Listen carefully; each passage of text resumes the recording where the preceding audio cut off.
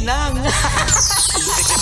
Oliala and Diego Bandido. Ang kwento. Mula sa mahiwagang burnay. Mula sa mahiwagang burnay.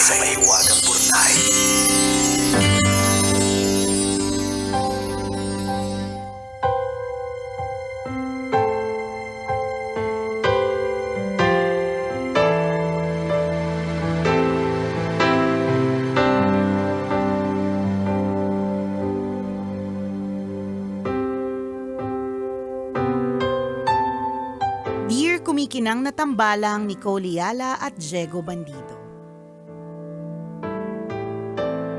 Itago niyo na lang po ako sa pangalang Marla. Pasensya na po kung medyo gigil ang energy ng sulat ko ngayon, pero kailangan ko talagang ilabas ito bago pa ako tuluyang sumabog.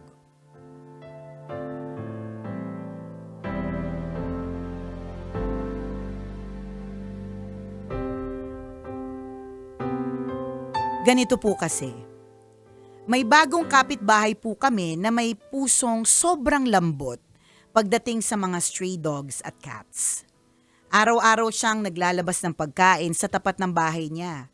May kanin, ulam at kung ano-ano pa.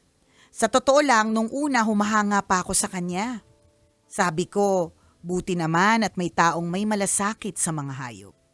Hindi kasi talaga lahat may ganoong kabutihang loob. Kaya lang sa paglipas ng mga araw, kami na ang nagsasuffer sa kabutihan niya. Dumami na kasi ng dumami yung mga pusa at asong gala sa paligid. Parang naging unofficial feeding station na ng stray dogs and cats yung gawin namin. Parang biglang may animal kingdom na. Maingay sila sa gabi, nagtatahulan yung mga aso, nagiiyakan yung mga pusa at naghahabulan na para bang laging may riot sa labas. Lagi na lang tuloy putol-putol ang tulog ko. Nagkakalkal din sila ng basura. Yung basurang maayos na itinapon parang ni-rummage sale sa umaga. Nagkalat ang plastic, tirang pagkain, tissue at kung ano-ano pa. Kailangan tuloy magwalis at maglinis ulit dahil nasa tapat namin ang kalat. At syempre, nagkalat din ang dumi nila. Kahit saan na lang, madalas sa harap ng gate namin minsan.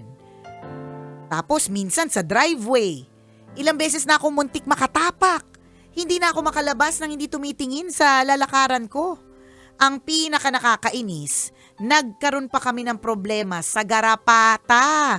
Yung aso namin na never namang lumalabas, biglang may fleas. Nag-spray na kami at naglinis ng paulit-ulit pero hindi mawala-wala.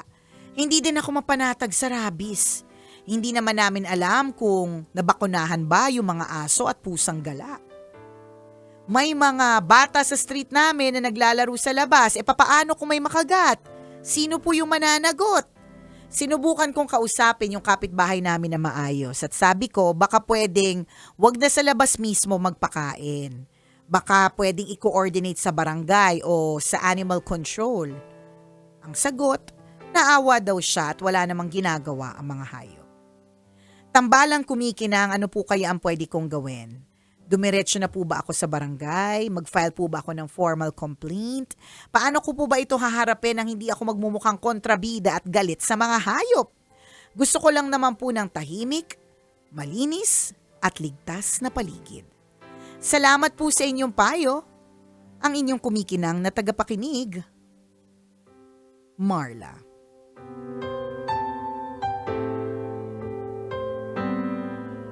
Marlang gigil.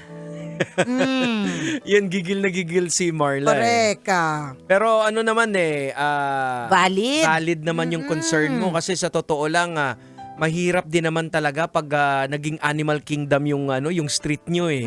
Totoo. Diba? Alam mo, ako animal lover din ako. Pero kapag ka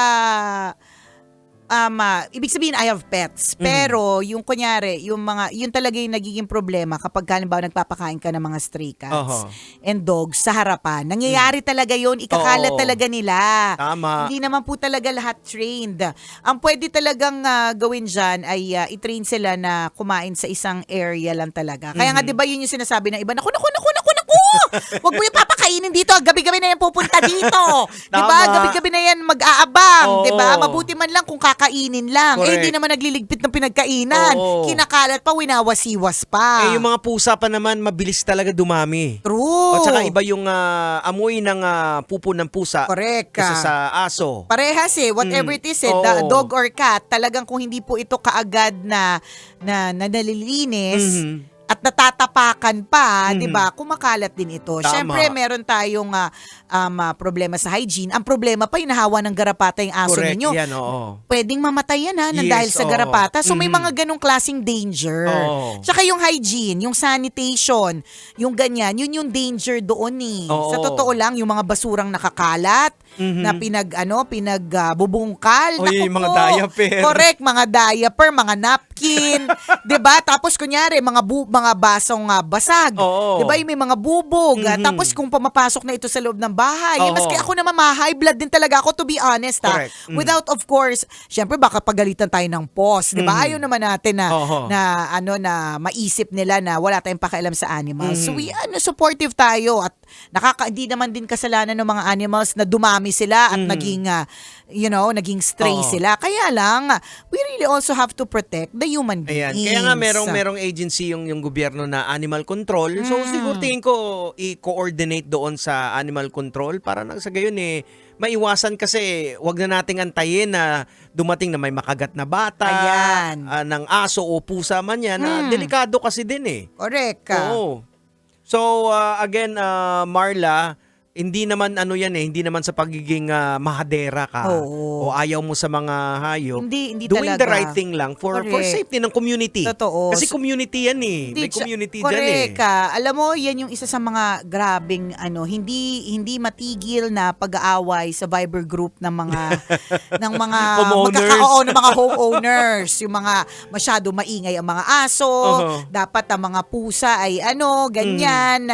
Hindi po siya natatapos So siguro i-elevate mo talaga siya. Kung sinabi mong kinausap mo na, tas ang sinabi lang sa'yo ay hindi pwede kasi naaawa ako sa kanila Tapos hindi niya naintindihan na kailangan ding maawa siya sa'yo. Tama. At yung aso ninyo na nahawa na at yung possibility of rabies. Nako. Kasi kumbaga nagkakaroon na siya ng perwisyo Okay lang kung walang perwisyo kasi Correct.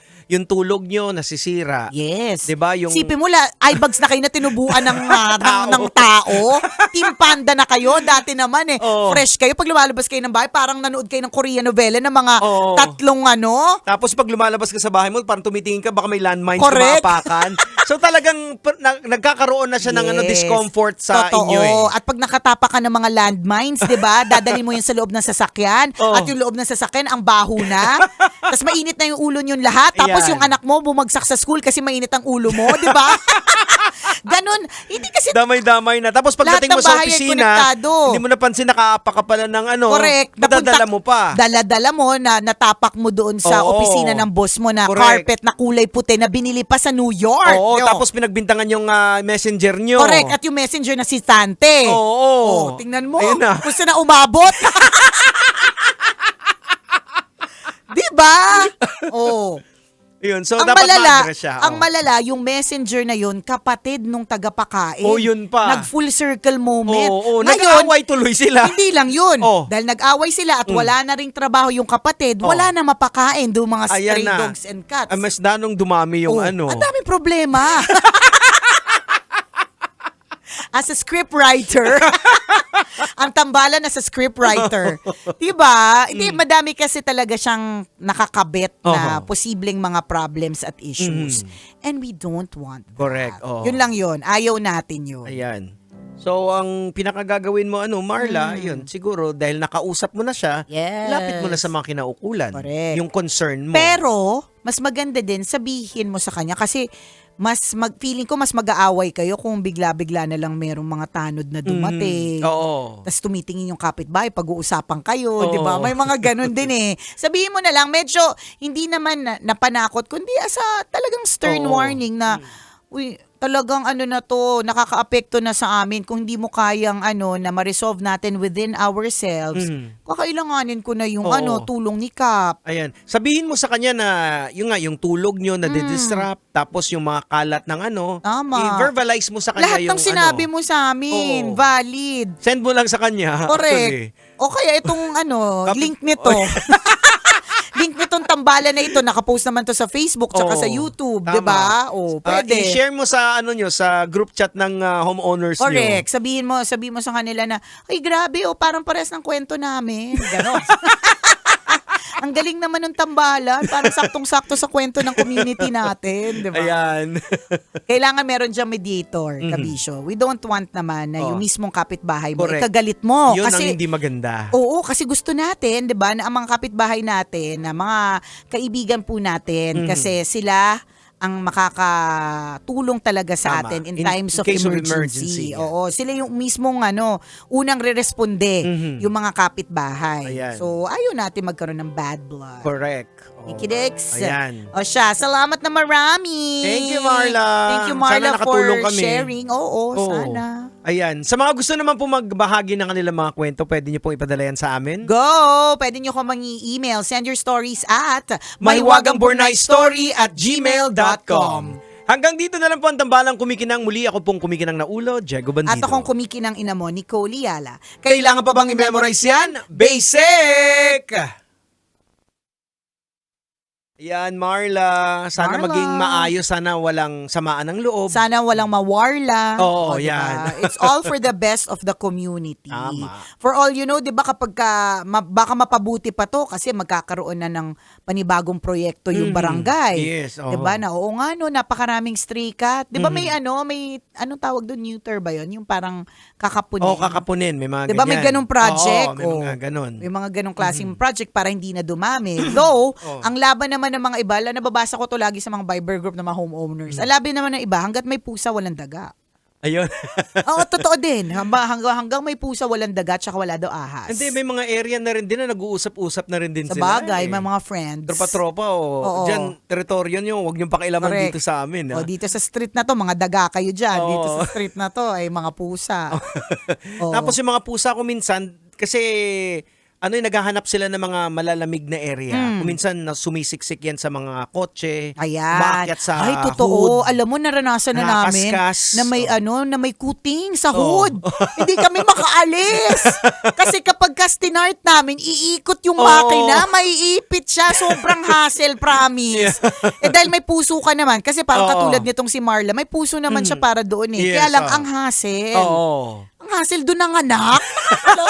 May ganun din. Ayan. Oo. Diba? Yung mga ganun bang mga nakakalurky na eksena.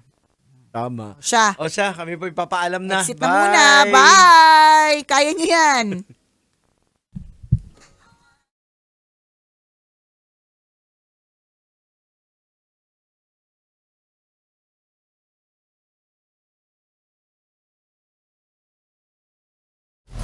Metro's #1 Love Radio.